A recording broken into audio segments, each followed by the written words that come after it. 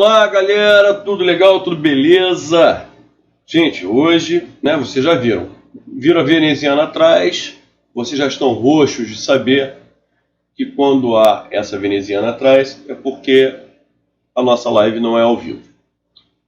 Ah, Rosenthal, por quê? Cara, nós temos muitas obrigações, hoje inclusive nós tivemos realmente um problema técnico também lá no nosso estúdio, onde é feito a aula ao vivo. Mas, repito, gente, o que é importante é vocês terem a live. Cara, já são 28 semanas de trabalho ininterrupto. Teve uma semana que não teve a live. Cara, em 29 semanas, nós tivemos 28 aulas. Isso, puxa, eu acho que é algo fantástico, pessoal. Então, antes de mais nada, primeiro eu quero agradecer que vocês estejam sempre aí comigo.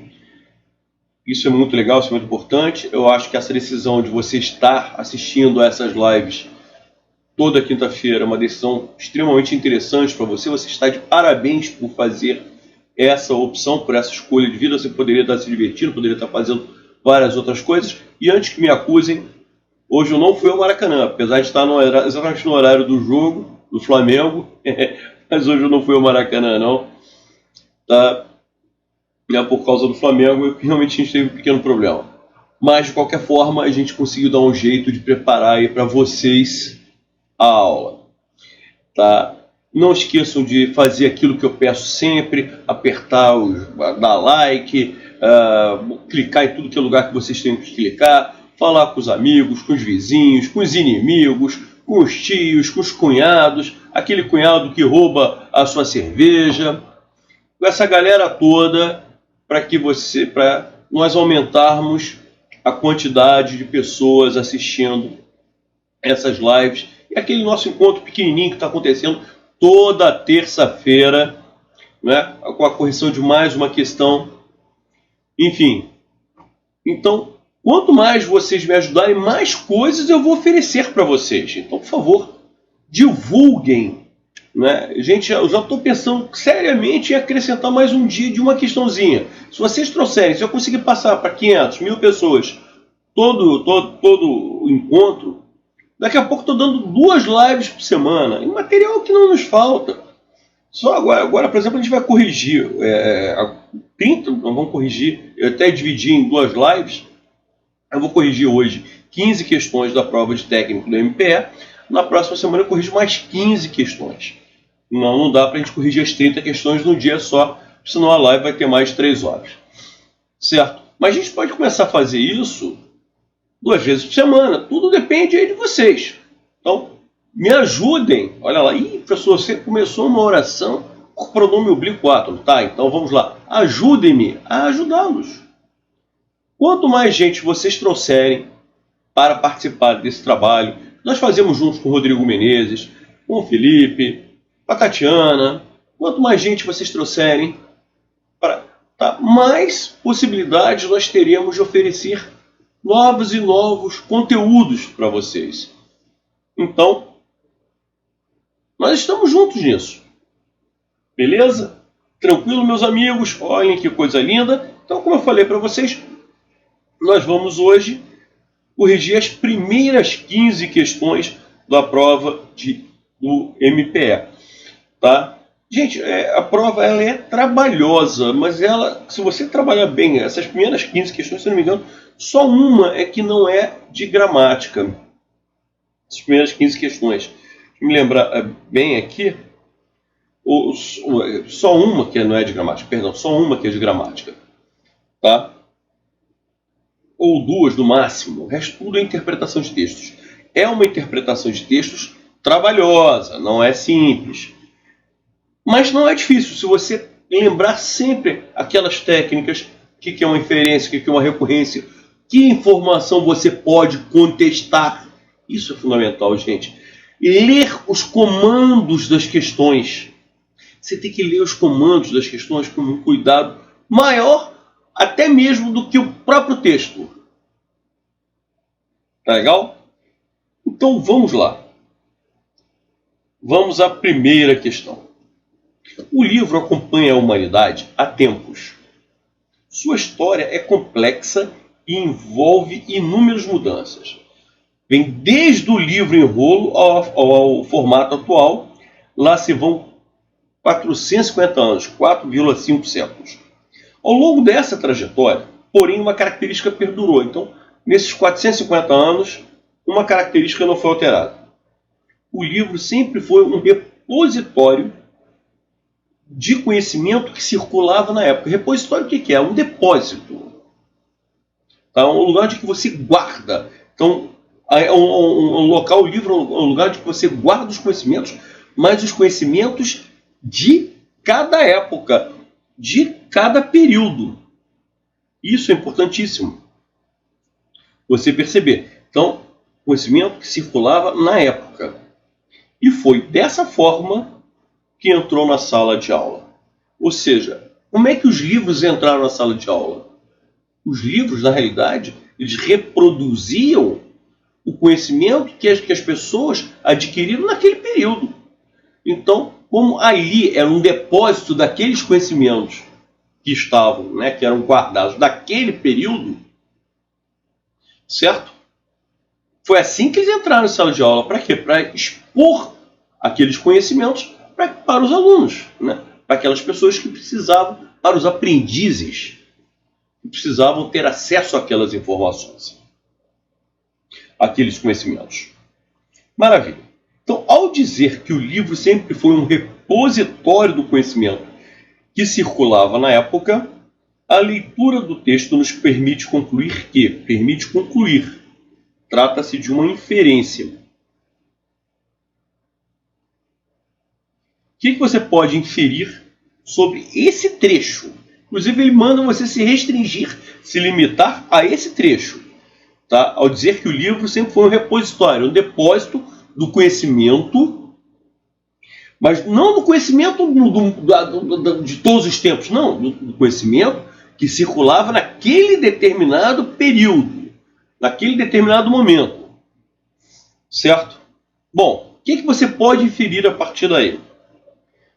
Letra A. Há sempre uma necessidade de renovação do livro em razão da contínua evolução dos conhecimentos. Faz sentido. Se o livro é um repositório do conhecimento daquela época, então se em 1600 havia um determinado conhecimento, em 1700 a humanidade evoluiu, passou a ter outro conhecimento, os livros ficam retratando o conhecimento de cada período, ou seja, em cada período o livro se altera para poder reproduzir os conhecimentos de cada época. Então há uma necessidade de renovação dos livros? Sim, porque cada época você vai descobrindo novos elementos, novos conhecimentos, novos fatos. É uma inferência cabível? Sim. Então, em cada período o livro vai ser diferente? Vai. Então você tem que renovar esses livros de tempos em tempos? Sim, porque o livro tem que ser, como ele diz aqui, um repositório do conhecimento daquela época. Se nós estamos em épocas diferentes, os livros têm que ser diferentes. O livro tem que representar, reproduzir os conhecimentos daquela fase, daquele período. Isso aqui faz sentido. Então, por enquanto, a letra A me parece uma inferência cabível. Letra B de bola. Permanece à procura por um livro didático ideal. Primeiro, alguma coisa foi colocada em termos de livro didático? Ou está se falando apenas que o livro é um depósito do conhecimento de um determinado período? Ele nem, inclusive, no fragmento que ele puxa, ao dizer que o livro sempre foi um repositório de conhecimento que circulava na época, nesse fragmento que ele puxa, ele nem fala sobre um fragmento que aparecia no texto, que é o fato de esse conhecimento ter entrado dessa maneira nas salas de aula. Então ele nem está falando em termos de livros didáticos. Ele está falando apenas que o livro reproduz os conhecimentos de cada época. Nem está falando. E além disso, dizer que o livro didático é deficiente, procura-se a existência de um livro didático perfeito, ideal, porque todos os encontrados, por definição, são deficientes. Onde está dizendo que os livros são deficientes? Não. O livro retrata conhecimento de cada época. A letra B não faz sentido. Posso eliminar com tranquilidade. Continua a valorização do livro didático antigo. Não, o livro didático. Primeiro, eu repito, nem se fala em livro didático. Segundo, o que esse fragmento nos permite inferir, nos permite concluir, nos permite deduzir, é que os livros reproduzem os conhecimentos de cada época. Então, um livro antigo vai reproduzir o conhecimento daquela época antiga, daquele período antigo. O livro atual vai reproduzir os conhecimentos que estão circulando atualmente. Então,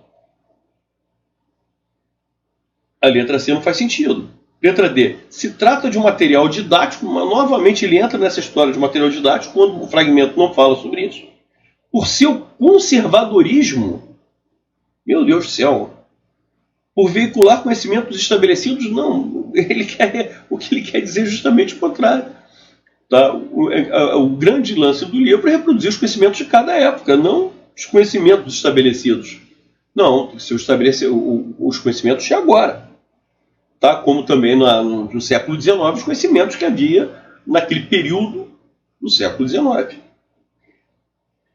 E a letra E. Talvez se fosse a alternativa que deveria levar o candidato a ficar em dúvida entre as duas alternativas. Mas há alguns erros. Traz a marca histórica de ter veiculado conhecimentos através dos tempos. Até que é legal. Sim, até aqui está perfeito.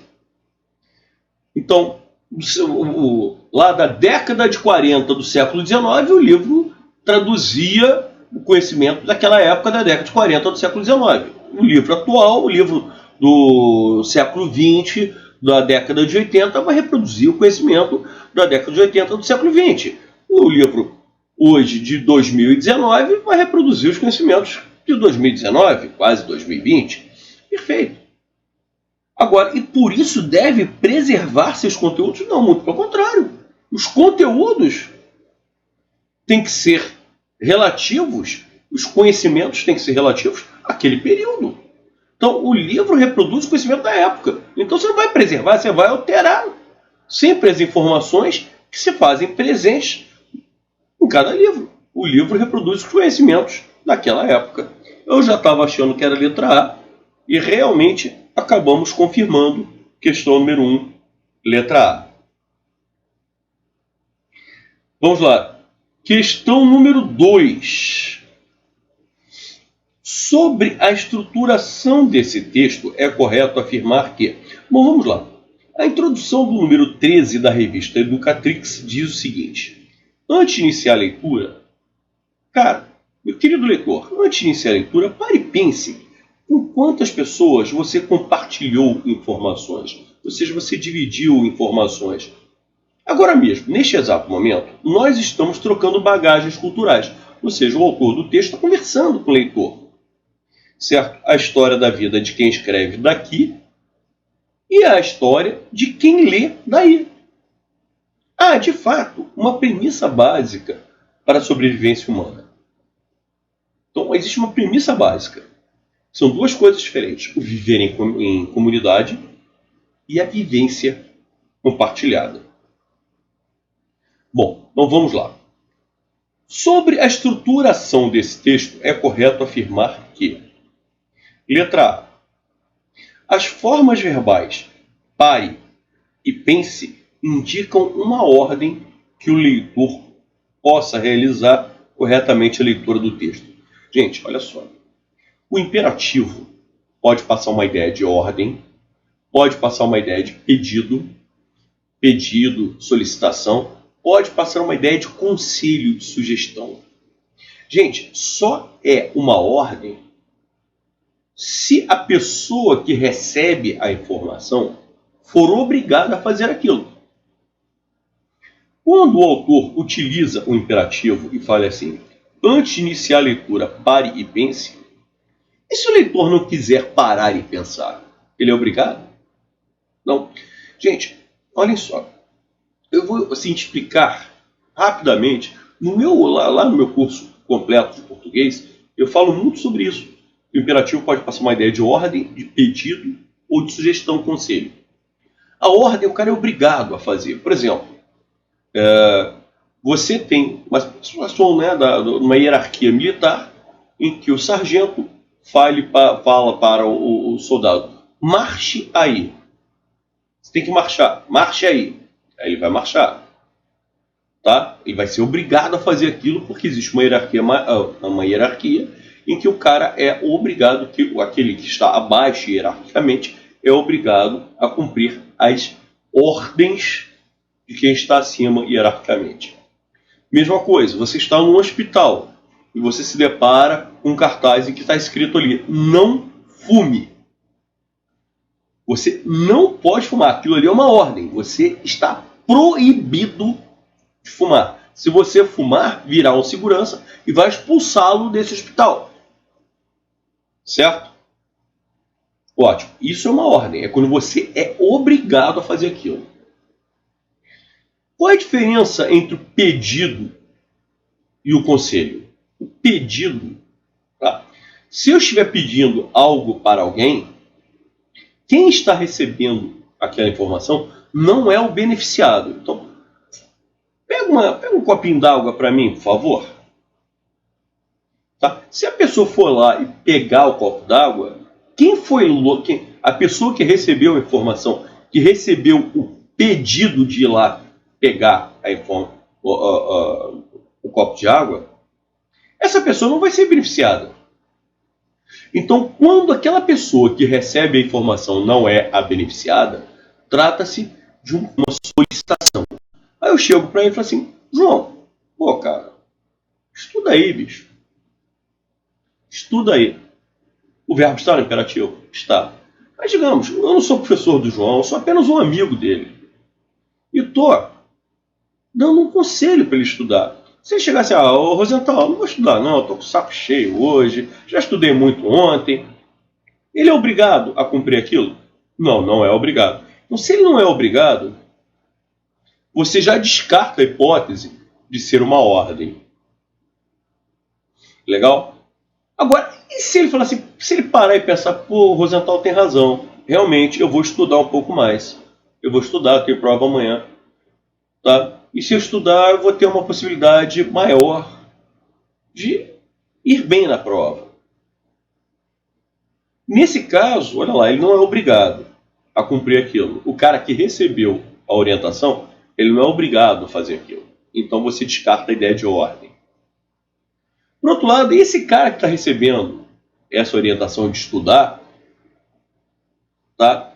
É ele que vai ser beneficiado se ele fizer aquilo que o outro está falando. Se essa pessoa for a beneficiada, nós estamos trabalhando no campo do conselho, da sugestão, e não no campo da ordem. E é justamente, tá? Então, para que a pessoa compreenda melhor, para que o leitor compreenda melhor esse texto, seria legal fazer aquilo que o autor está orientando, está sugerindo. Então, pare e pense. Agora, porra, não estou a fim de fazer isso, não.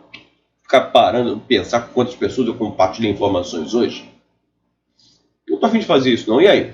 Se você é obrigado a fazer isso, alguém vai te dar uma chicotada, vai te dar uma chibatada porque você não parou, porque você não pensou com quantas pessoas você compartilhou informações? Não. Então, obrigado, você não é. Então, a ideia de ordem vai para o espaço. Aqui nós temos muito mais uma ideia de sugestão.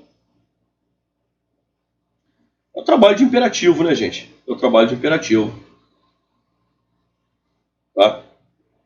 Então, a letra A está fora. Letra B. No segmento, agora mesmo, neste exato momento, há uma construção enfática, já que há redundância, pleonasmo, sim. Cara, se a gente está falando agora mesmo, e neste exato momento, cara, são dois elementos sinônimos. Os dois significam a mesma coisa. Um, na realidade, só está reforçando a ideia do outro. Então, há uma redundância, há uma repetição. Sim. Há um pleonasmo? Sim, há um pleonasmo. Que tem esse caráter de ênfase, de realce, de destaque. Sim. A intenção do cara, do autor, é dar essa ideia.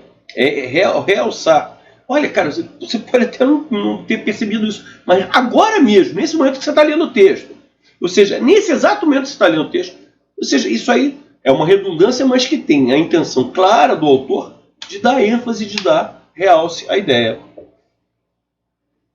Letra B.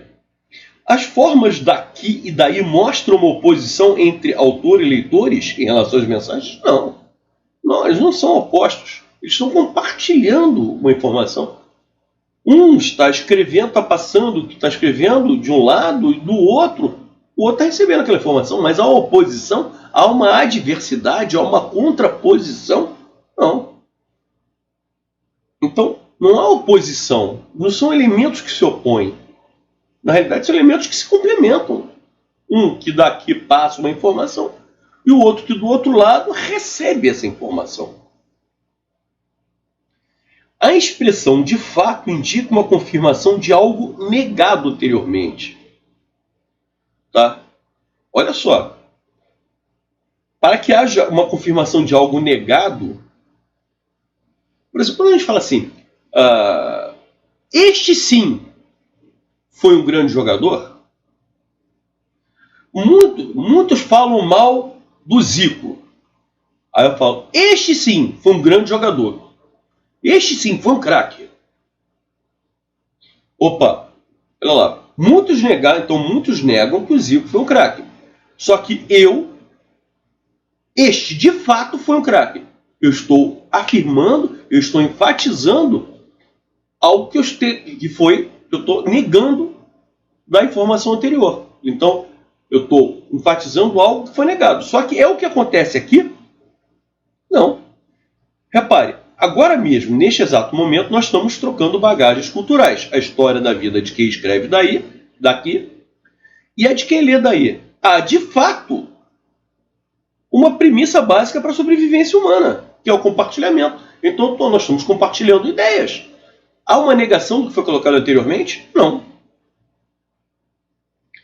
E a letra E. Nos segmentos viver em comunidade e vivência compartilhada, há uma obrigatória interdependência. Não há uma obrigatória. Até porque ele coloca um detalhe interessante. Há, de fato, uma premissa básica para a sobrevivência humana.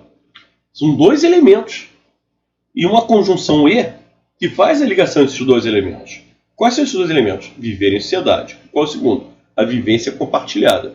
Uma coisa é você viver em sociedade. Tá? Então você faz parte de uma comunidade.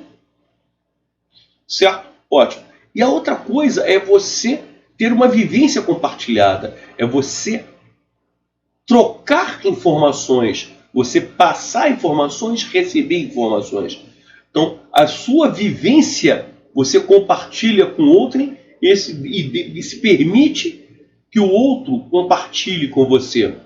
Então, uma coisa é você simplesmente viver em comunidade, porque você é obrigado a viver em comunidade, você se alimenta porque vive em comunidade, você se veste porque você vive em comunidade, você tem uma moradia porque vive em comunidade.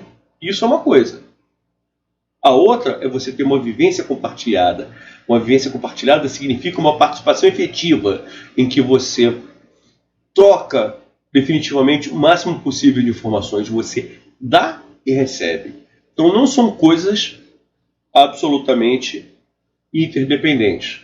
Geralmente, quando você faz uma coisa, você faz a outra? Geralmente sim, mas não necessariamente. Tem gente que se utiliza da comunidade para poder sobreviver, mas não compartilha os fatos de sua vida com outros.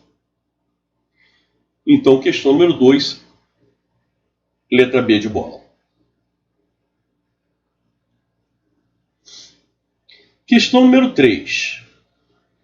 Olha lá, aqui ele está pedindo o quê? Uma informação inadequada. Então vamos lá. No mesmo número da revista Educatrix, aparece o seguinte texto sobre criatividade. A criatividade é uma questão constantemente colocada em pauta na educação contemporânea. É constantemente colocada. Olha uma estrutura de voz passiva aqui. É colocada. Você tem o verbo ser, você tem o verbo transitivo direto, quem coloca alguma coisa, e está no particípio. Isso é a estrutura de voz passiva. Certo? Ótimo. Mas o texto texto diz quem é o agente da passiva. O que é o agente da passiva? Vocês se lembram? É aquele cara que pratica a ação na voz passiva. Geralmente o agente da passiva é introduzido pela preposição por. Por exemplo, o trabalho foi feito por João. O trabalho foi feito por João. Eu tenho o verbo ser, foi. Eu tenho o verbo fazer, quem faz alguma coisa, é transitivo direto, está no particípio. E repare que em voz passiva o sujeito é paciente, o sujeito é passivo, o sujeito é o trabalho. O trabalho fez alguma coisa ou alguém fez o trabalho? Alguém fez o trabalho. Então esse cara aqui, o trabalho, ele é sujeito. Mas ele é um sujeito passivo, ele não é um sujeito ativo. Se você passar o termo trabalho para o plural, fica os trabalhos foram feitos. Certo? Maravilha. Agora, esse cara aqui é o agente da passiva. É o cara que pratica a ação na voz passiva. É aquele que age na voz passiva. Certo? Então, João fez o trabalho. Agora, observe, a criatividade é uma questão constantemente colocada. É uma questão colocada. É uma questão colocada. Por quem? Aparece? É colocada por quem? É uma questão colocada por quem? Não aparece o agente da passiva. Em pauta na educação contemporânea. Tendências como a cultura maker, essas tendências têm entre suas razões de ser a busca de um sonho pedagógico. Então, essas tendências, como a cultura maker, tá, elas tendem a essa busca de um sonho pedagógico que, infelizmente, o vestibular e esse mundo competitivo acabam matando. Que sonho é esse? A formação de seres humanos capazes de inovar e criar soluções. Ótimo. Vamos lá. A afirmação inadequada sobre esse fragmento textual é: o primeiro período do texto é uma afirmação de caráter geral que introduz a apresentação do tema. É verdade. Olha lá, o que ele fala? É uma questão colocada em pauta na educação contemporânea. Primeiro, não diz nem quem coloca essa discussão, é colocada onde? Na educação. Mas por quem? Não diz. E vem cá, o que é a criatividade? Eu sei que o assunto é a criatividade. Então ele está apresentando o tema. Olha, o tema está sendo apresentado. Eu quero falar sobre criatividade. Mas eu estou individualizando, eu estou dizendo para que ponto desse tema eu vou puxar? Não. Então aqui, apenas uma afirmação de caráter geral. Sim. Certo. A definição de criatividade é dada pela capacidade de inovar e criar soluções. Olha só. Então, no primeiro período, ele não diz o que é exatamente. Ele coloca só uma afirmação geral, dizendo que vai falar sobre criatividade. Esse aqui é o primeiro período, que começa em A Criatividade e acaba em Contemporânea. Tendências têm entre suas razões de ser a busca de um sonho pedagógico que se perde na preparação para o vestibular no progressivo aumento da competitividade. Então, o que seria a definição mais perfeita de criatividade?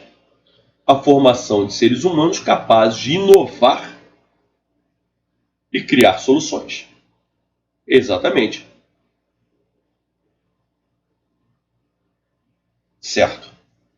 O sonho pedagógico perseguido está expresso ao final do texto. Sim, olha lá. Tendências como a cultura maker, essas tendências têm entre suas razões de ser a busca de um sonho pedagógico. Que busca é esse? Um sonho pedagógico que no final acaba até se perdendo por conta do vestibular. Mas qual seria esse sonho? A formação de seres humanos capazes de inovar e criar soluções. Sim. Certo? Letra D. A preparação para o vestibular é uma oportunidade única para o desenvolvimento da criatividade individual. Muito pelo contrário. Repare só, existe um sonho pedagógico, como diz a letra C, a alternativa anterior. E esse sonho pedagógico, qual é exatamente? É a formação de seres humanos capazes de inovar e criar soluções. Só que esse sonho pedagógico, infelizmente, acaba frustrado por conta do vestibular e da competitividade. Ou seja, eu gostaria de ter uma escola que priorizasse a criatividade, que priorizasse a formação de seres humanos capazes de inovar e criar soluções. Mas eu não posso fazer isso, infelizmente não posso fazer isso. Por quê? Porque existe um sistema com o vestibular e com uma competitividade maluca que me obriga a fazer um trabalho objetivo, que me obriga a preparar o cara para aquela guerra. Então eu não posso, né, o trabalho de uma escola que poderia ir para esse caminho de criar gente com capacidade de criar, de inovar, isso aí muito acaba se frustrando, acaba não acontecendo por conta desse sistema que nos obriga a preparar o cara a colocar um X no lugar certo. Então, a preparação para o vestibular é uma oportunidade única para o desenvolvimento da criatividade individual? Muito pelo contrário, não. O vestibular é o que faz, é o entrave. O vestibular acaba, como o próprio texto diz, esse sonho pedagógico acaba se perdendo nessa obrigação que nós temos de preparar o cara para fazer um vestibular. Então o vestibular acaba se tornando não um elemento que gere o desenvolvimento da criatividade, não, muito pelo contrário. O vestibular é que faz com que nós tenhamos que fazer um trabalho restrito, não voltado para aquela finalidade, e não para gerar, para fazer com que a pessoa se torne criativa. Não, aqui é justamente o oposto. Ele quer o comentário errado, a letra D é que apresenta esse comentário. Letra E. O aumento da competitividade leva à perda da formação de seres humanos criativos. É justamente isso. Nós temos um sonho pedagógico. Qual é o sonho pedagógico que nós temos? Formação de seres humanos capazes de inovar e criar soluções. É esse o nosso sonho. Só que esse sonho se perde. Ele se esvai. Por quê? Porque o sistema obriga o sistema com o vestibular e com essa competitividade, tá, nos obriga a fazer um trabalho restrito. Então, quanto mais competitivo é esse mundo escolar, menos criativa a escola pode ser. Então a letra E apresenta um comentário também perfeitíssimo, adequadíssimo. Questão número 4. O trecho a seguir é a primeira pergunta de uma entrevista em que o entrevistador, que é de entrevistador, questiona a física Cássia Fernandes, CF, sobre criatividade. Aí o entrevistador pergunta: muito se fala sobre criatividade, mas qual a definição mais aceita sobre o que é ser uma pessoa criativa? Vamos lá. Existem definições... Aí a Cássia Fernandes responde: existem definições gerais de criatividade utilizadas pelo senso comum, mas não existe um consenso no mundo acadêmico. À medida que as pesquisas se aprofundam, vemos que o tema é mais e mais complexo. Contudo, não se pode abrir mão de buscar essa definição mais precisa para que, com a finalidade de que, com o objetivo de que essas estratégias educacionais sejam mais efetivas. Então você não pode abrir mão, você não pode prescindir disso, tá? De buscar essa definição mais precisa, mais detalhada, mais perfeita, justamente com essa finalidade, para que as estratégias educacionais sejam mais efetivas. Maravilha, vamos lá. Então, novamente, ele está perguntando o comentário errado, o comentário incorreto. Letra A. Por conveniência, a ação de falar sobre a criatividade não é atribuída a pessoa alguma. E repara, desde a entrevista, do entrevistador, ele fala assim: muito se fala sobre criatividade, ou seja, mas quem está falando sobre criatividade? Ele não está especificando. Mas qual é a definição mais aceita? Sim, mas essa definição dada por quem? Não diz. Aí a Cássia Fernandes responde: existem definições gerais de criatividade utilizadas pelo senso comum, por muitas pessoas, mas não existe um consenso no mundo acadêmico. Então, a ação de falar sobre criatividade não é atribuída a pessoa alguma. Não, não é mesmo. Ninguém especificamente está sendo mencionado aqui falando sobre criatividade. Ele está falando de uma forma geral. Tanto o entrevistador quanto a própria entrevistada, que é a física Cássia Fernandes. Então, a ideia é generalizar. É realmente mais conveniente, até porque não existe ainda um consenso no mundo acadêmico. Tá? Pela pergunta do entrevistador, deduz-se, infere-se que há uma série de definições sobre criatividade. Então, olha, não está escrito aqui, mas você pode inferir. Olha só, muito se fala sobre criatividade, mas qual a definição mais aceita? Se ele está perguntando qual a definição mais aceita, porque existem várias, e que o entrevistador quer saber da Cássia Fernandes é qual dessas todas que existem, qual é a mais aceita? Se existem várias e ele quer saber a mais aceita, o que você pode inferir? O que você pode deduzir disso? Existem muitas definições. Sim. Letra C. O senso comum, segundo Cássia Fernandes, é um bom indicador de qualidade acadêmica de uma definição. Não, não é não. Tanto não é que ela fala o seguinte: olha a ideia de oposição exposta pela conjunção mais aqui. Existem definições gerais de criatividade, utilizadas pelo senso comum. Sim, o senso comum já deu definições, algumas definições de criatividade. Mas não existe consenso no mundo acadêmico. Então, por essa frase aí, fica muito na cara que aquilo que passaria a ter peso efetivo, que passaria a ter valor, é se houvesse um consenso no mundo acadêmico. Aquilo que o senso comum, bom, legal, existe.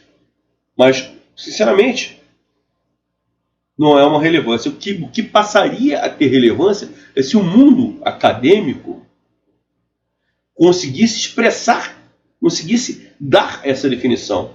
Então, como ficou restrito a um senso comum, mas sem uma penetração no mundo acadêmico, não, então eu não posso dizer que essas definições sejam efetivas, sejam apropriadas. Então ele pede a errada, claramente está aqui. Letra D. As estratégias educacionais receberiam grande ajuda a partir de uma boa definição do que seja criatividade. Então, olha só, o que a Cássia Fernandes diz?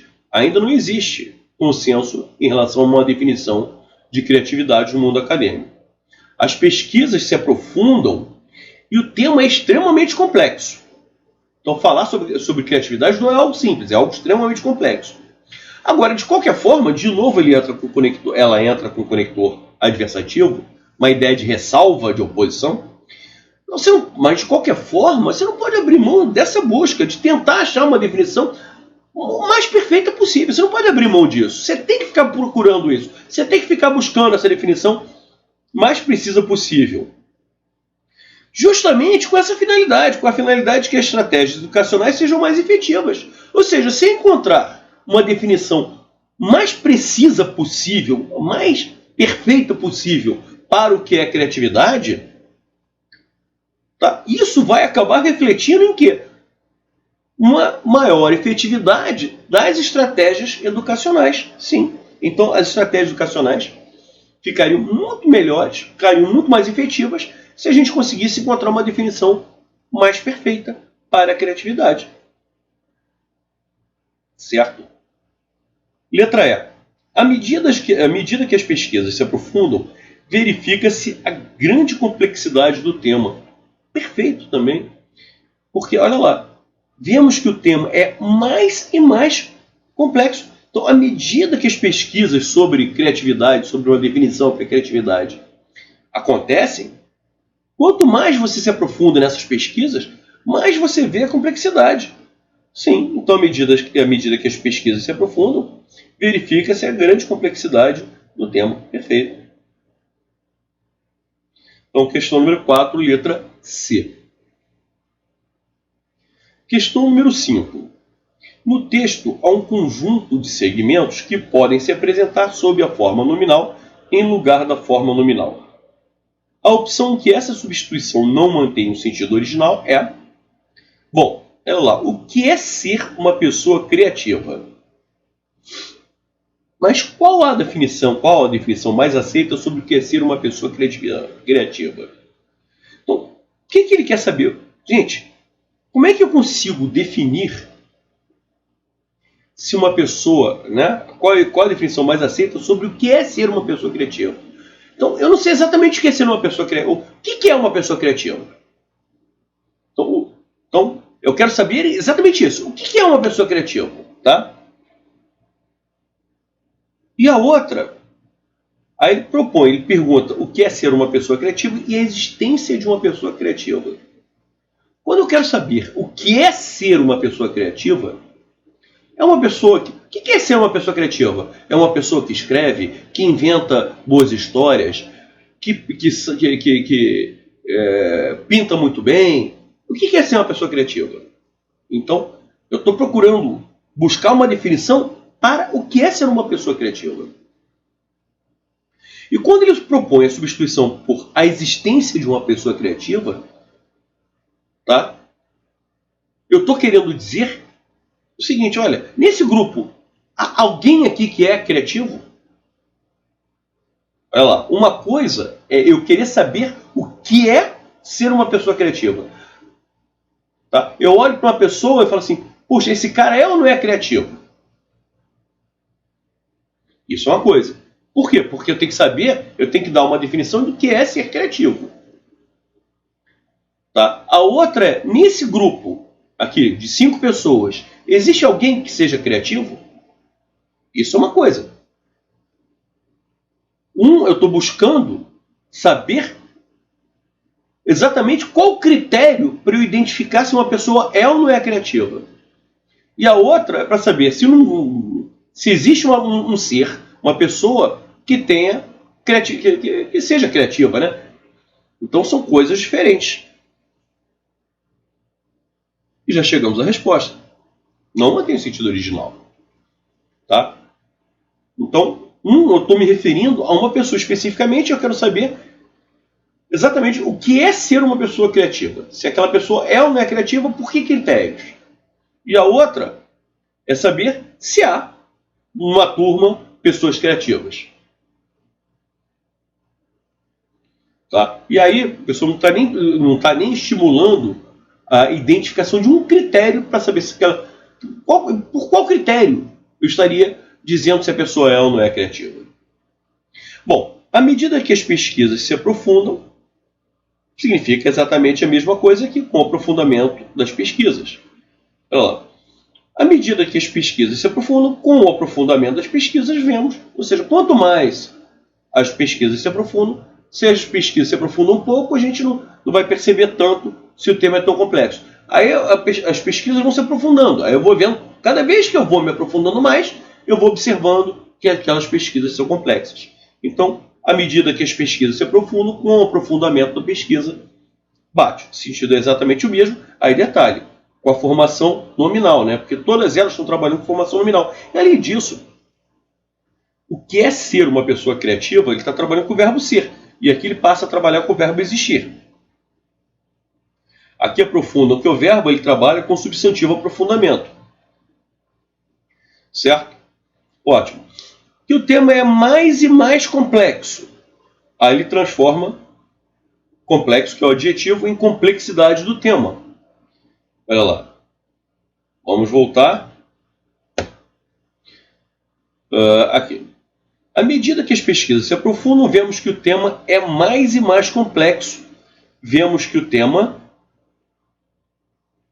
tem uma maior complexidade, né? Observamos a maior complexidade do tema. Cara, o sentido é exatamente o mesmo. De buscar, ele transforma o verbo buscar no substantivo busca. De buscar, tornar-se a definição mais precisa. da busca de precisão. Precisa aí no sentido de precisão mesmo. Tá? Algo que seja preciso, algo que seja detalhado. Quando eu tenho mais precisão, né? Olha, os números são muito precisos, são muito exatos. Então, mais precisão no sentido de exatidão. Que as estratégias educacionais sejam mais efetivas. Então, você está numa busca de mais efetividade das estratégias educacionais. Perfeito, tudo certo aqui. E só a letra A que realmente tem diferença semântica. Questão número 6. Numa entrevista, às vezes o entrevistador contamina a futura resposta do entrevistado com o seu posicionamento. A pergunta abaixo de uma suposta entrevista que mostra essa característica. Vamos lá. Então, questão número 6. O que o senhor acha da definição de criatividade de Machado de Assis? Eu não vejo nenhuma contaminação na pergunta. Ele está querendo saber da definição de criatividade de Machado de Assis. O que o Machado de Assis acha? Não estou vendo nada que indique uma contaminação nessa pergunta. Letra B de bola. Que estratégias educacionais o senhor recomenda diante da total falta de criatividade nas escolas? Opa, aqui eu tenho contaminação da pergunta. Porque eu já estou dizendo para o cara que vai me responder que existe uma total falta de criatividade. Então eu já estou contaminando, já estou esperando dele. Que ele... Tá, o cara poderia dizer para mim, não, mas eu discordo de você, não existe uma total falta de criatividade nas escolas. As escolas fazem um trabalho bastante criativo, e aí? Mas quando eu faço essa pergunta, eu já dou indício de que olha, quanto à criatividade, isso aqui já é óbvio. Não existe criatividade nas escolas. Agora, o que eu posso fazer quanto a essa falta? Opa, isso aqui eu já contaminei a pergunta. Eu já não dou ao cara que tem a missão de me responder a possibilidade de falar, não, algumas escolas trabalham com criatividade, outras realmente nem tanto. O que se diz, a pergunta já tem uma contaminação, já dá indício, já leva o cara a responder não sobre a criatividade, mas sim sobre a falta de criatividade. Então eu já contaminei a pergunta, certo? Deixando com que ele fique restrito a responder sobre uma coisa que de repente ele nem concorda. De repente ele não concorda com isso. De repente ele acha que muitas das escolas têm criatividade, sim. As outras alternativas não apresentam essa característica. Quais as marcas definidoras de criatividade? Então, eu estou querendo saber o que você pode identificar por criatividade. Como a tecnologia pode ajudar na implantação de um projeto educativo valorizador da criatividade? Então, o que você pode utilizar em termos de tecnologia que valorize a criatividade? Não vejo nada que contamine a pergunta. É possível desenvolver uma educação pela criatividade com professores já formados? Então, você pode trabalhar, o cara já está formado, e mesmo assim, você pode desenvolver uma criatividade com esse cara, tá? Com esse professor que já tem essa formação? Sim, pode ser, mesmo que ele tenha essa formação, tal. Aí o cara tem liberdade para responder, tá? Sem que haja restrições.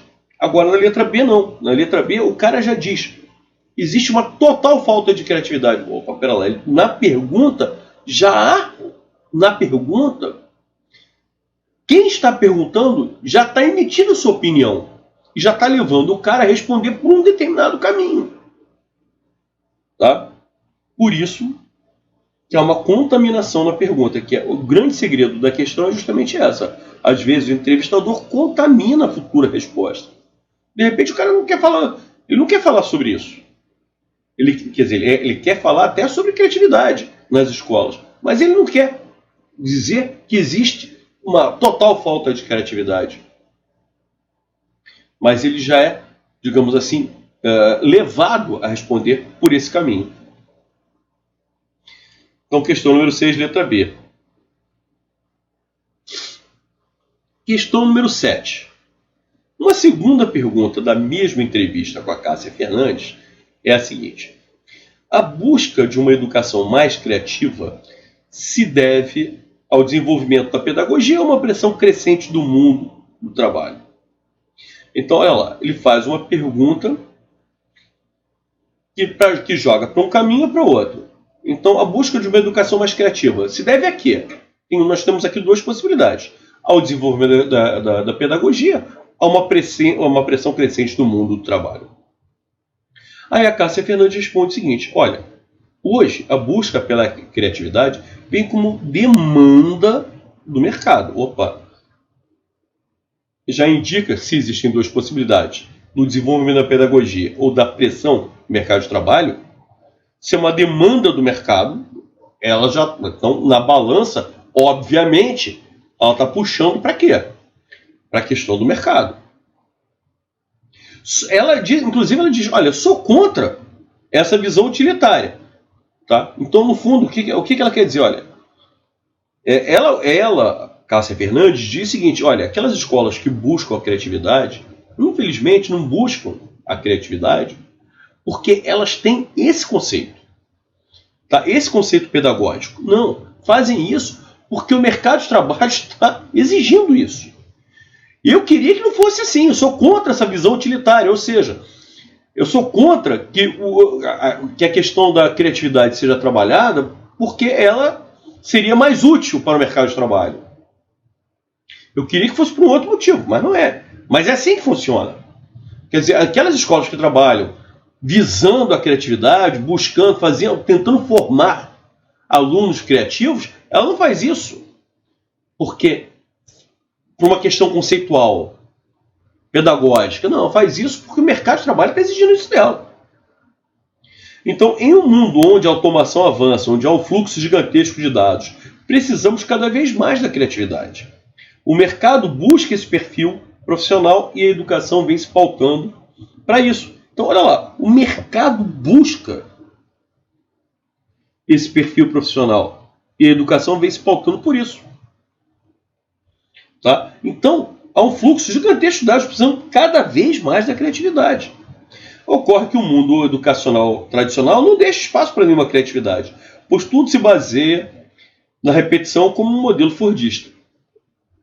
Então, diante da pergunta formulada pelo entrevistado, se a educação que é mais criativa, ela acontece por uma questão da pedagogia, por uma pressão crescente do mundo de trabalho, eu acho que fica muito óbvio que fica por uma pressão crescente no mundo de trabalho. É o que ela fala. Hoje a busca pela criatividade vem como demanda do mercado. Não por uma questão pedagógica. Não. Em um mundo onde a automação avança, há um fluxo gigantesco de dados, precisamos cada vez mais da criatividade. O mercado busca esse perfil profissional. E a educação, por conta disso tudo, vem se pautando por isso. Então, entre os dois elementos, o primeiro, o desenvolvimento da pedagogia, e o segundo, uma pressão crescente no mundo do trabalho, obviamente, que faz com que as escolas busquem um trabalho mais criativo, é o que aparece na pressão crescente no mundo do trabalho, ou seja, do segundo elemento que aparece no questionamento, na pergunta feita pelo entrevistador. Então é a segunda opção, que é a pressão crescente do mundo do trabalho. Então, questão número 7, letra E. Vamos lá, pessoal, vamos então para a questão número 8. Sou contra essa visão utilitária, mas é uma conjunção coordenativa adversativa. Então ela produz uma ideia de adversidade, de oposição. Certo? Ótimo.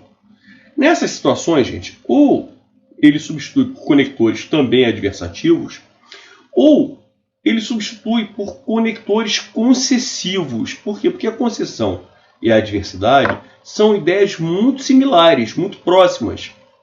Tá? É lógico que quando ele utiliza conectores concessivos, algum tipo de adaptação à frase ele vai ter que fazer. Porque, por exemplo, com conjunções adversativas, você usa verbos no modo indicativo, como ocorre aqui. Está no presente do indicativo. Tá?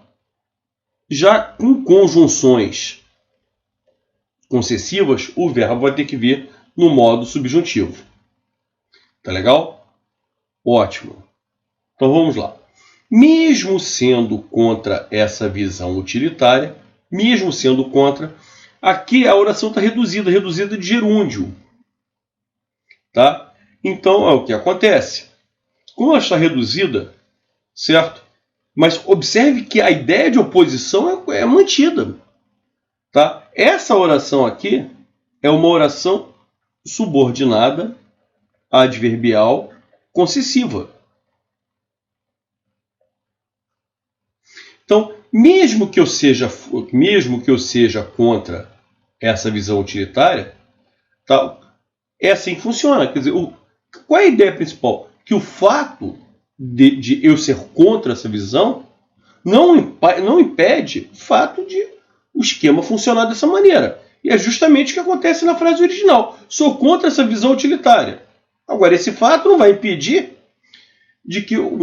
o fato de que o esquema funciona daquela forma. Mesma coisa, apesar de ser contra, isso aqui é uma locução que não é conjuntiva, porque não acaba em que, acaba na preposição de, é uma locução prepositiva, o que faz com que o verbo, tá? O que faz com que o verbo venha no infinitivo, porque a oração está reduzida, mas a ideia de concessão também é conservada. Se há concessão, há oposição. Novamente, eu tenho uma oração subordinada adverbial concessiva. Olha lá. A despeito de é sinônimo exato de apesar de. Tá? Mas como novamente acaba em preposição e não em conjunção que, tá? A oração novamente está reduzida em infinitivo. E eu também tenho uma oração subordinada adverbial concessiva. Aqui eu tenho a conjunção concessiva natural, que é acabando em que. Ainda que eu seja contra, novamente eu tenho uma oração subordinada adverbial concessiva, só que agora ela está desenvolvida, e aí por isso, inclusive, que o verbo vem no modo subjuntivo, no presente do subjuntivo. Agora, a menos que é sinônimo de a não ser que.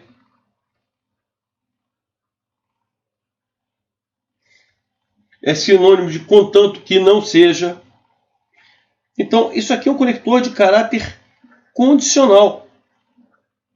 Aí não. Porque a concessão e a adversidade são ideias muito próximas. Tá legal? Então, a ideia de oposição ela é conservada, mesmo não trabalhando com conectores. Tá? No texto original com conector adversativo e nas alternativas com conectores, quase todos aí com locuções prepositivas, mas todos estabelecendo a ideia de concessão, que se aproximam muito de adversidade. Agora, a condição aí já é completamente diferente. Então, aqui altera o sentido original, claramente, é a letra E. Questão 8, letra E. Questão número 9. Vamos lá. Sobre o vocabulário empregado nesse segmento, a única indicação de significado, indicação equivocada de significado é, vamos lá, década, cara, é um espaço de 10 anos, não tem que se discutir. O que está acessível para a gente é aquilo que está disponível, aquilo que está à nossa disposição, que nós temos acesso àquilo. Disruptiva é justamente algo que você pode interromper, pode quebrar, pode estabelecer, daqui não passa. Uma coisa que é vulnerável, olha, se isso aqui está vulnerável, porque isso pode ser rompido, é o que pode ser, que é algo fraco, é aquilo que não tem força.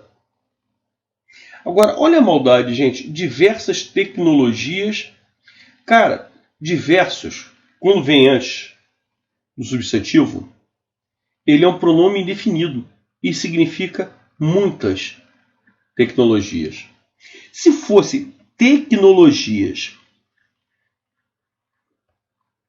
diversas, ou seja, se o termo diversas viesse após o substantivo tecnologias, ele passaria a ser um adjetivo,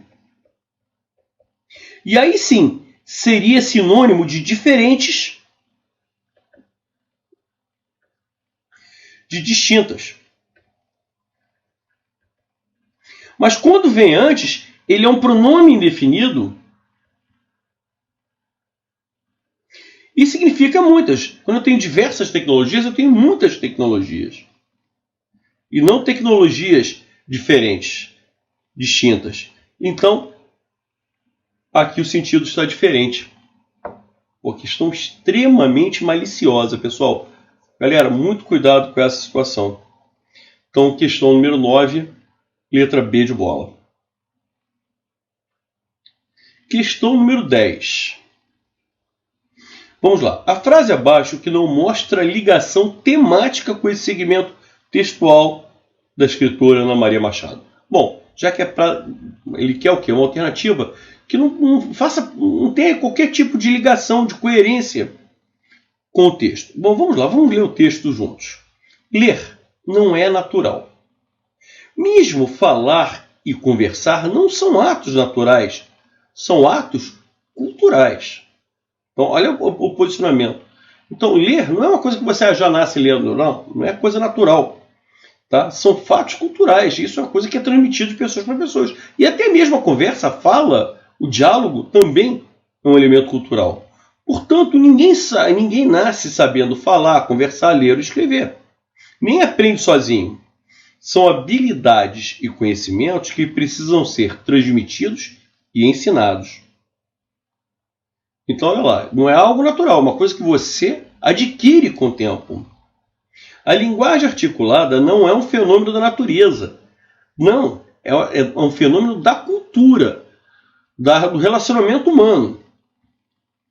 Vem do grupo social, ou seja, se ninguém ensinar, não adianta, não se aprende. Tanto é, você pega uma pessoa que é de uma determinada raça, determinado grupo étnico.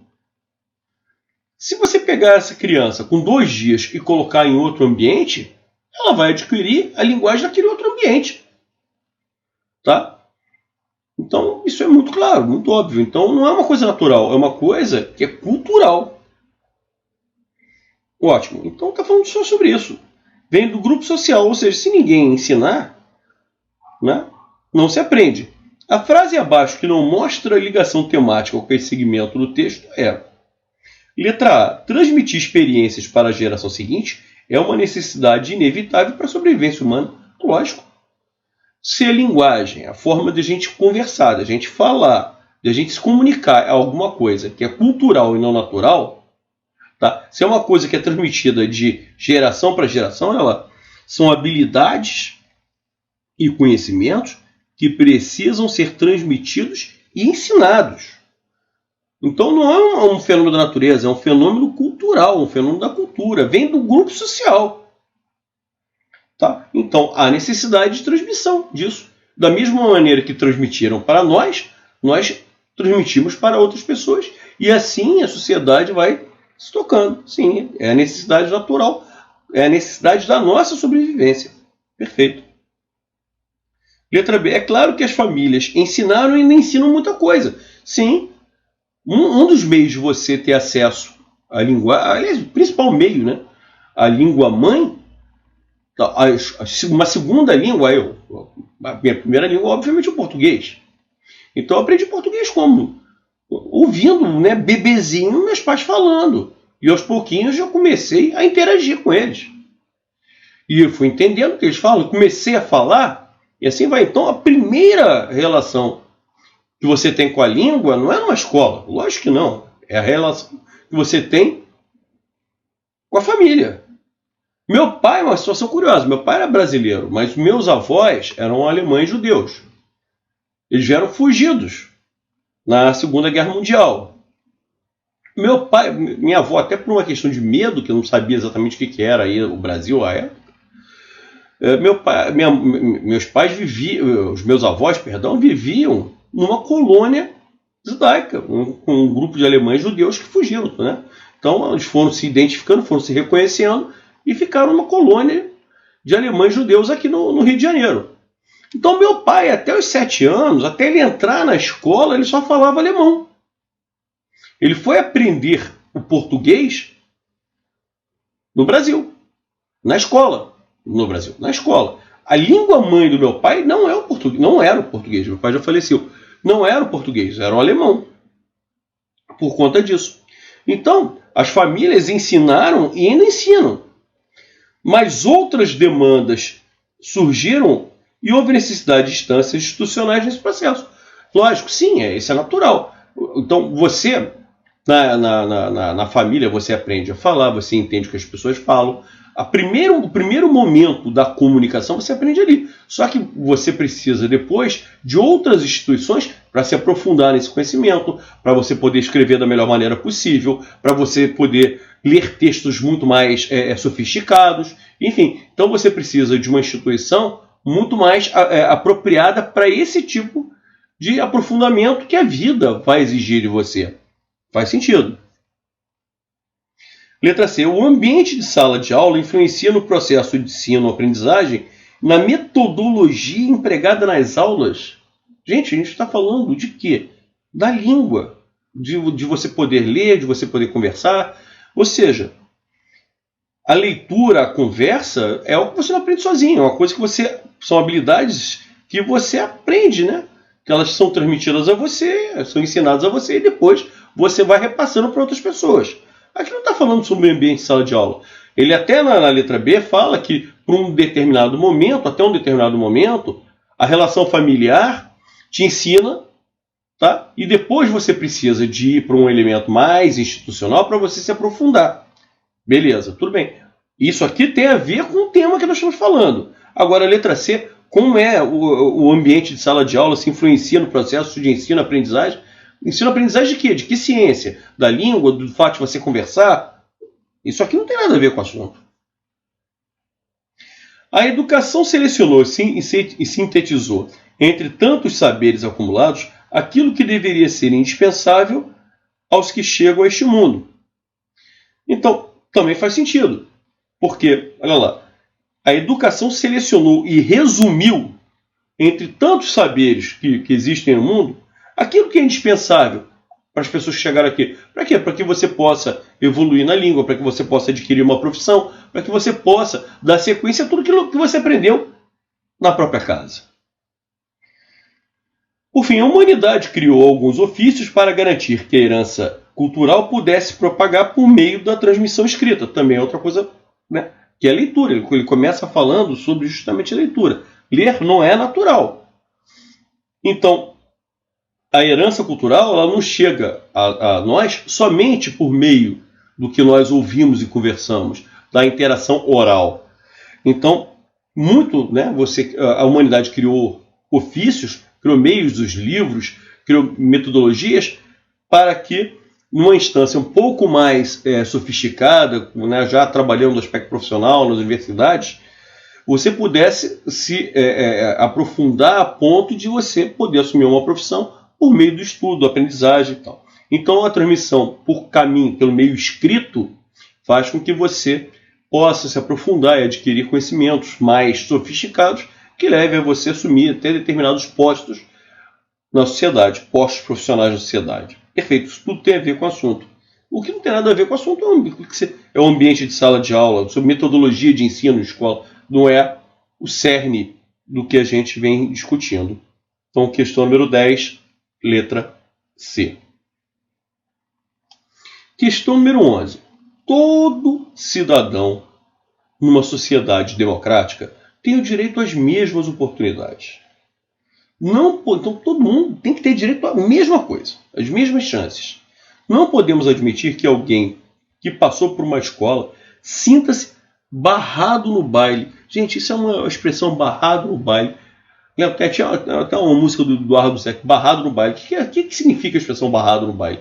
É aquele que não pode entrar no baile, aquele que não pode ingressar, não pode ser inserido numa situação. Certo? Aquele que não pode entrar na festa. Então, ele faz o baile aí, no caso. Ele está fazendo uma brincadeira, o baile está dizendo as oportunidades que a vida oferece em termos de estudo, de trabalho, de ensino, de emprego. Se você está barrado no baile, é porque você não pode ingressar nesse esquema que você estaria aí disputando uma vaga, nas melhores instituições de ensino ou nos melhores postos de emprego. Então, na realidade, o que você não pode é se sentir barrado, ou seja, o que você não pode é se sentir sem a possibilidade de ser inserido nesse jogo, nessa luta por melhores estabelecimentos de ensino ou pelos melhores postos de emprego. Então, na realidade, critica-se sobretudo que é a falta de inserção social, aquele cara que não é inserido naquilo que a sociedade pode oferecer de melhor. Questão número 11, letra C. Questão número 12. Olha só.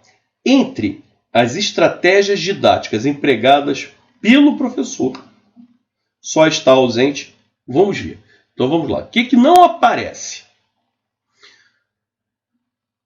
O professor tenta exaustivamente explicar o conteúdo seguidas vezes. Então, olha lá. Se ele tenta explicar seguidas vezes esse conteúdo, a repetição dos conteúdos. Muda o ponto de vista, muda o esquema exposto na lousa. Então, nós temos o foco variado. Exemplifica 2, 3, 4 vezes diferentes. Exemplificação prática.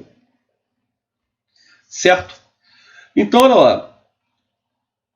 Um outro detalhe. Muda o ponto de vista e muda o esquema. Então, olha, uma vez ele ensina de uma maneira, outra vez ele ensina de outra maneira, terceira vez ele ensina de outra maneira. Cara, ele exemplifica de 2, 3, 4 formas diferentes para explicar, para ver se o aluno consegue entender. Então você tem a técnica de explicação, né? O que você não tem aqui? Uma pausa reflexiva. Mas, Rosenthal, e a cada pausa? A cada pausa chama a atenção de diferentes alunos que insistem em não prestar atenção. Pausa reflexiva é para você refletir sobre um determinado assunto. Se o professor estabelecesse um momento de pausa para que as pessoas pudessem absorver o conteúdo. Opa, peraí, gente, eu vou dar uma paradinha para a gente mastigar tudo isso que eu falei, para a gente absorver esse conhecimento. Seria uma pausa reflexiva. Mas a pausa que ele está estabelecendo é para chamar a atenção dos alunos que não estão prestando atenção. Ou seja, é uma pausa para dar esporro no aluno. Não é uma pausa para o cara refletir sobre o assunto, sobre aquela matéria que está sendo ensinada. Isso é uma coisa. Pausa. Peraí, gente, eu tenho que parar aqui para mastigar tudo isso que você está falando. Isso seria uma pausa reflexiva. Mas a partir do momento que eu tenho que estabelecer uma pausa para brigar com o meu aluno, para ele prestar atenção, é uma pausa para você fazer um corretivo, para você aplicar um momento de exigência, de disciplina. Não é para você refletir sobre tudo aquilo que está sendo falado, sobre tudo aquilo que está sendo ensinado. Então, o que não está... Existe a pausa? Sim. O que não existe é a pausa reflexiva. Então, questão número 12, letra E. O que mata a letra E é a palavra reflexiva, com certeza. Questão número 13. Vamos lá. Fica de boa, prof. Depois eu vejo isso aí no YouTube.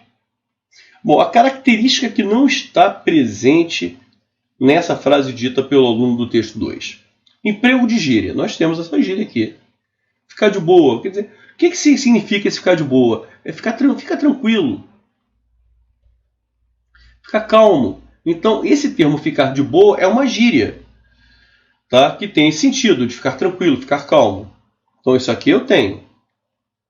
Transcrição oral de uma abreviatura. Sim, olha lá. Então, é a transcrição prof, que é professor. Fica de boa, professor. Fica de boa, professora. Então, eu tenho uma abreviatura e eu tenho a transcrição oral disso aqui.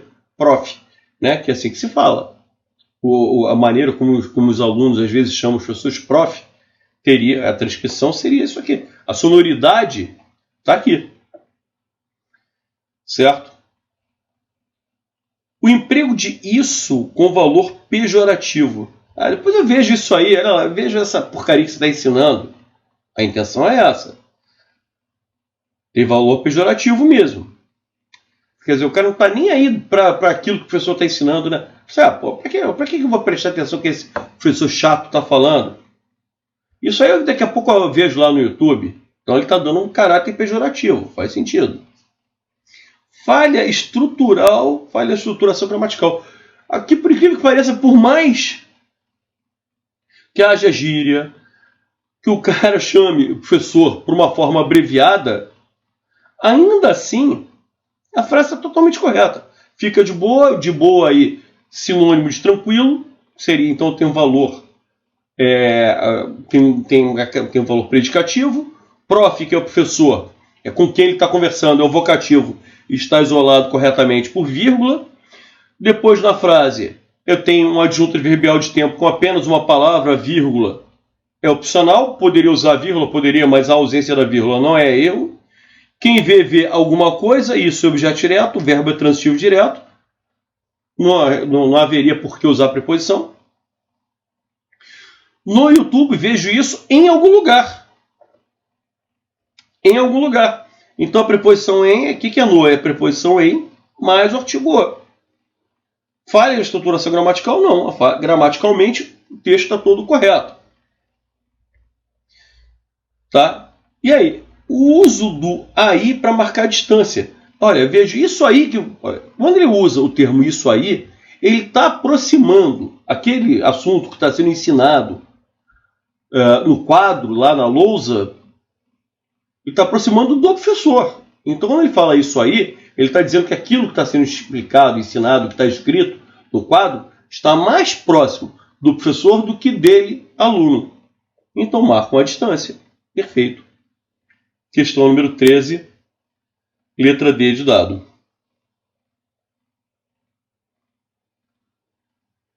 Questão número 14. Um segmento incoerente, que não tem coerência, retirado desse texto. Vamos lá.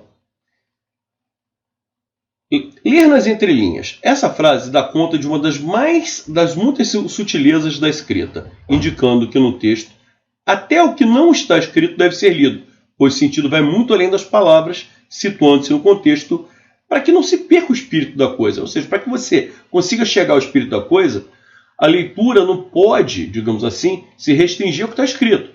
A interpretação tem que imaginar todo o contexto em que você recebeu aquela informação. Tá? Ótimo. Gente, olha só. Um segmento incoerente. Essa frase dá conta de uma das muitas sutilezas da escrita. Uma das coisas. Sim, não vejo incoerência nenhuma. A letra B, sim, tem uma incoerência. Num texto, até o que não está escrito deve ser lido. Cara, se uma coisa não está escrita, ela não pode ser lida. Você pode imaginar. Você tem algo escrito. E daquilo que está escrito, você pode imaginar o que está nas entrelinhas. Mas você não pode imaginar o que está na entrelinha. Você não pode ler o que está nas entrelinhas. Isso aqui mesmo, ler nas entrelinhas, não é exatamente uma coisa coerente. Você imagina, você infere o que está nas entrelinhas. Você deduz o que há nas entrelinhas. Você só pode ler aquilo que está escrito. Então, num texto, até o que não está escrito deve ser lido? Não. Até o que não está escrito deve ser imaginado, deve ser deduzido, deve ser inferido, mas lido não. Lido você não pode ler o que não existe. Pois o sentido vai muito além das palavras escritas, faz sentido. O sentido vai muito além. Muitas vezes o contexto indica uma interpretação, uma mesma frase. Num contexto tem um sentido, em outro contexto pode ter outro sentido completamente diferente. Tá? Letra D de dado. Vai de sentido até situando-se no contexto. Pois o sentido vai muito além das palavras. Situando-se no contexto. Foi exatamente o que eu acabei de falar. Tá? Então, uma determinada frase, você às vezes utiliza um palavrão qualquer. Tá? Mas dependendo do contexto, você chama uma pessoa de FDP, por exemplo. Desculpe o termo. Mas até pela entonação da voz, umas vezes você chama o cara de FDP e você está querendo realmente falar mal do cara, você está querendo xingar realmente o cara, você está querendo utilizar o palavrão aí para ofender o cara. E às vezes a forma mais, o termo, às vezes denota uma intimidade, dependendo, aí que está o contexto falando, às vezes significa que aqueles dois amigos têm tanta intimidade, os dois se chamam assim e tal. Enfim, e aquilo ali não é nada ofensivo, porque às vezes, dependendo do contexto, um sempre chama o outro assim de brincadeira, de amizade, de anos de intimidade. E naquele contexto, quando um chama o outro de FDP, não tem a mesma carga de quando um desconhecido você tem a intenção de ofender. Às vezes é uma maneira até carinhosa, por mais maluco que isso possa parecer, pode ser até uma forma carinhosa de um se referir ao outro. E quando um fala ao outro de forma séria, às vezes aí que está o problema. Aí um falando com o outro lá na gozação, usando até uma terminologia feia, às vezes não denota uma ofensa. Então, o contexto é tudo na vida. Para que não se perca o espírito da coisa, é justamente isso. Você só vai entender o espírito daquilo que está sendo colocado se você compreender o contexto em que aqueles termos, aquelas expressões foram empregadas. Então, a única frase que tem, o único elemento da frase que possui realmente uma incoerência é o que aparece na letra B de bola. Porque, realmente, se aquilo que não está escrito, você não pode ler, você pode deduzir, você pode inferir. Mas ler não. Por fim, novamente ele trabalha no campo da coerência. Tá? A única frase abaixo que se mostra coerente é: os imbecis deixam as suas impressões digitais? O que tem a ver? Os burros, os imbecis, deixam as suas impressões digitais do que dizem. Impressões digitais, dígitos, ou até no que dizem na palavra, ou digital aí do dedo, não faz sentido. Letra B. Jamais digo uma mentira que não possa provar. Cara, se aquilo é uma mentira, eu não vou poder provar nunca. Você só consegue provar se for verdade. Então aqui não tem coerência. A razão não é um sol severo que ilumina. A razão realmente te dá a luz, mas pode cegar. Então há uma oposição? Sim. Mas às vezes a verdade te oferece, né, quando você... A razão pode oferecer, pode te iluminar, pode te oferecer a verdade, mas essa verdade às vezes ilumina, mas ela pode te oferecer uma coisa que acabe sendo muito ruim.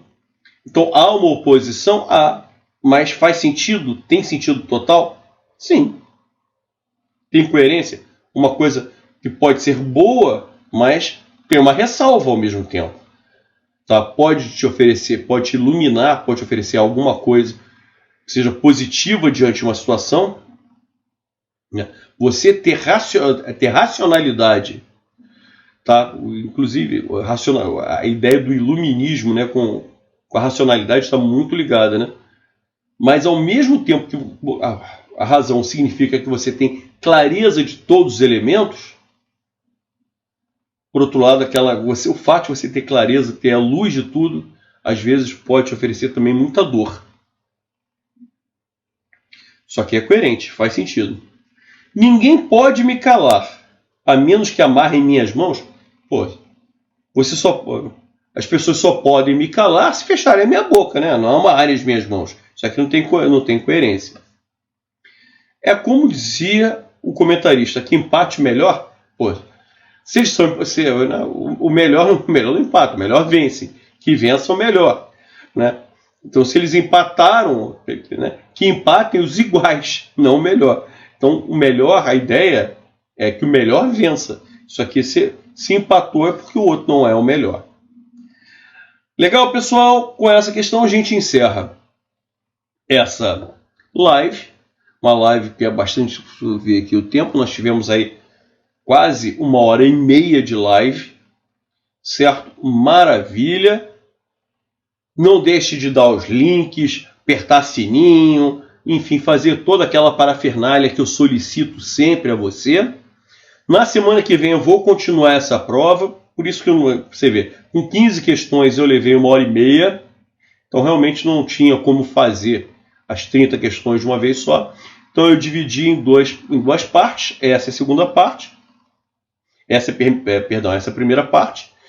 E na semana que vem eu vou da 16 à questão número 30.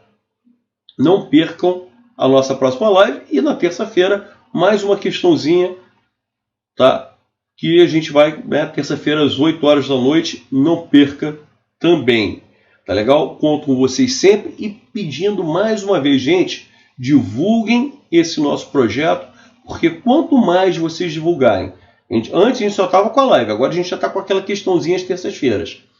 Tá? Por quê? Porque a quantidade de gente foi muito legal, mas a gente tem que aumentar. Quanto mais a gente conseguir trazer gente para assistir, mais eu vou oferecer coisas para vocês.